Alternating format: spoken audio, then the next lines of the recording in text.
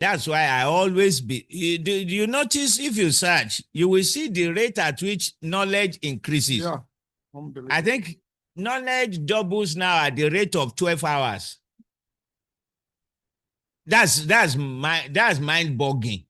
That's mind-boggling. So you can understand that the way to do it is what you're doing by knowledge, by action. We practicalize it. Yeah. When I came down here and I was sitting down there, I started thinking, I said,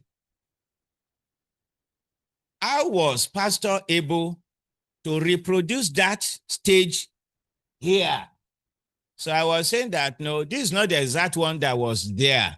So he has the knowledge to reproduce it. So he reproduced it. Then I said, why did they have chairs in that place? So I started thinking, when you bring youth, children here, and they see things, and they see transformation, there is no better way to change their mindset than that. When they see what we are doing with the knowledge that we are imparting onto them. Like my wife was talking about, having family value that you are imparting onto these children. There are ways by which to transfer information or wisdom to the incoming generation. I believe what we are doing is the how, by teaching, by practicing. By teaching, I made a statement some time ago. I said, it may sound funny, but the truth of the matter is that, do you know that I might, not even that I might, I prefer to have 10 million followers on social media than to have the largest auditorium. Yeah. It costs less. it mightily cost less. Mightily. Yeah. You reach more people. If you cough, 10 million people will hear. Wisdom of yesterday was to have largest auditorium, and we competitively go after it. Wisdom has changed now. Wisdom has changed now. That is why I have the call of God. I don't have money. If you have sense, you can fulfill it. Yes, you can fulfill. It's easier to fulfill God's call now, because we can now have many pastors that do not have podium, that do not have hall. Your room is your church, is your pulpit. You things have changed.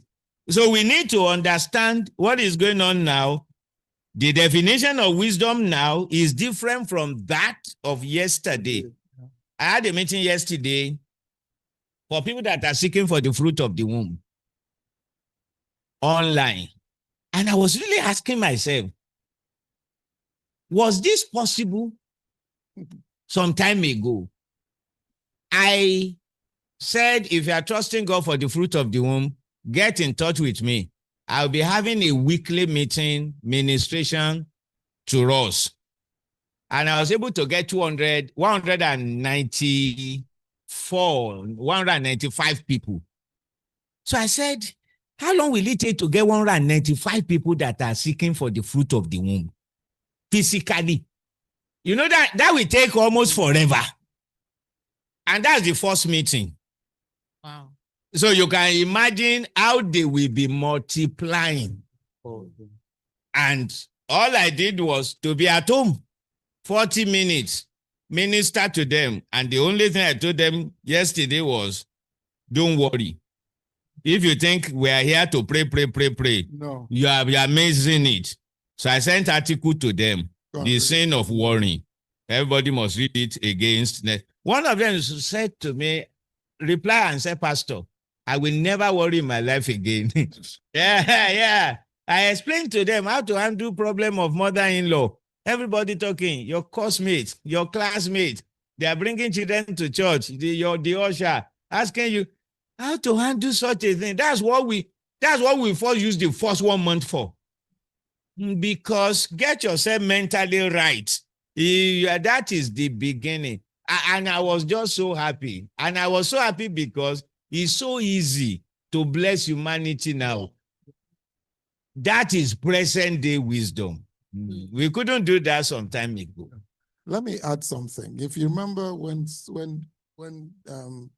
this lady, the Queen of Sheba, went to visit Solomon, you know, most of the problem with us as Christians is that we think we need to impress people by our spirituality.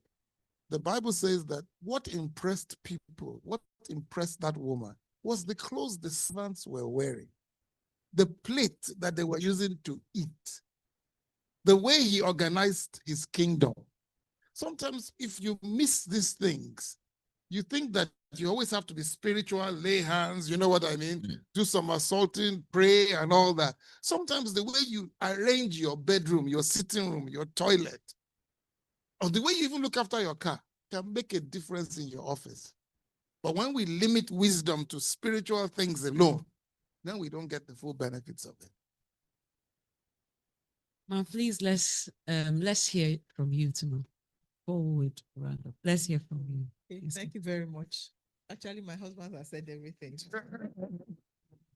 Maybe I should also just wrap up with the home front.